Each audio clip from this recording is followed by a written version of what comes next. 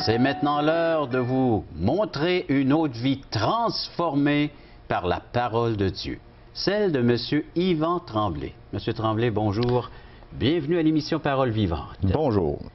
Une belle histoire d'amour entre vous et Dieu qui s'est établie, voilà maintenant depuis combien de temps? On parle de 18-19 ans, là, environ, là, que ça s'est fait. Parlez-nous en détail de ce qui s'est produit. Ce qui se produit, c'est que moi, je suis un homme qui a une formation en mécanique. J'étais marié, 3 enfants, je faisais du karaté. Fait que j'étais autosuffisant. J'avais pas vraiment besoin de Dieu dans ma vie. C'est pas quelque chose que je cherchais vraiment. Suite à une réunion de famille, il y a un de mes beaux-frères qui a parlé d'un verset biblique. Ça fait que là, j'ai comme un peu écouté, mais plus pour contester que pour approuver. Il parlait de Éphésiens, qui disait « C'est par grâce que vous êtes sauvés, par le moyen de la foi. » Il dit « Cela ne vient pas de vous, c'est un don de Dieu. » Et les gens pourront vérifier. La référence est Éphésiens 2, 8. Et en plus, il dit « Ce n'est point par les œuvres afin que personne ne se glorifie. » C'est là-dessus un peu que j'ai accroché, parce que moi, dans mon enseignement, c'est que si on faisait une bonne vie, on pouvait aller en la présence de Dieu, puis si on faisait une vie qui n'était pas conforme, on allait en enfer.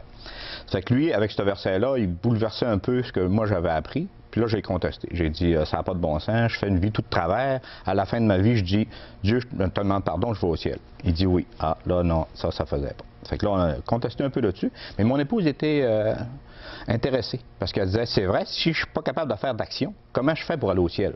Je suis couché sur un lit d'hôpital, je grouille pas, je fais quoi pour aller au ciel, moi? Fait que là, ça a resté comme ça. Suite à ça, on a eu une autre réunion de famille qui était chez un autre de mes beaux-frères, puis il y a des personnes qui ils venaient pour parler de la Bible. Alors là, ça faisait pas mon affaire non plus, parce que j'étais comme un peu coincé là.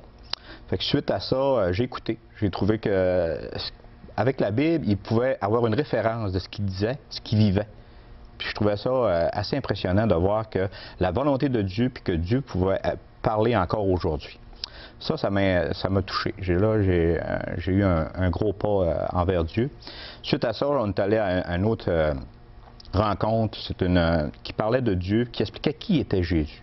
C'est quoi qu'il faisait dans l'histoire. Puis là, j'ai compris que Jésus était mort pour les péchés. Parce que moi, je disais, les péchés du monde. Du monde, c'était pas moi. Il fallait que je le personnalise.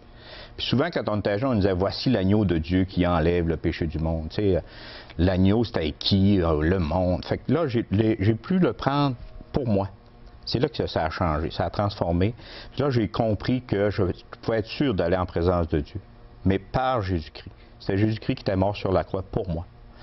Ça, il y a une grosse transformation face à ça. Alors, ce fut un choix, une décision personnelle voilà. À l'égard de ce que Dieu t'offrait à ce moment-là. Voilà. Je voulais que je le prenne pour moi. Puis souvent, il dit seulement une parole et je serai guéri. Tu sais, on disait, parole, c'est quelle parole? Guéri de quoi? Fait que ça a tout confirmé. Là. On disait que la parole, c'est de demander pardon. Pardon pour les péchés, les choses que je ne fais pas correct. Puis guéri, là, je sais qui je suis. Je sais que je suis un enfant de Dieu. Puis je sais qu'après la mort, je vais en présence de Dieu. Il y a une assurance qui s'est installée là dans votre être, dans votre cœur, de dire que oui, maintenant, peu importe ce qui m'arrivera, dès que Dieu l'aura décidé avec moi de venir me chercher, je rentre dans sa présence, dans ma demeure céleste. C'est pas juste une affaire d'homme, parce que on peut le vérifier dans la parole de Dieu. Puis ça fait quand même 2000 ans que c'est écrit, puis c'est encore présent. C'est le même besoin de l'homme, puis il répond. Puis c'est ça qu'on trouve... C'est pour ça qu'on en parle, parce qu'on veut que le monde vive la même chose. Monsieur Tremblay, merci beaucoup. C'est moi qui vous remercie, Jean. Comme notre invité vient de le dire, c'est aussi pour vous ce que Dieu offre présentement. Acceptez-le.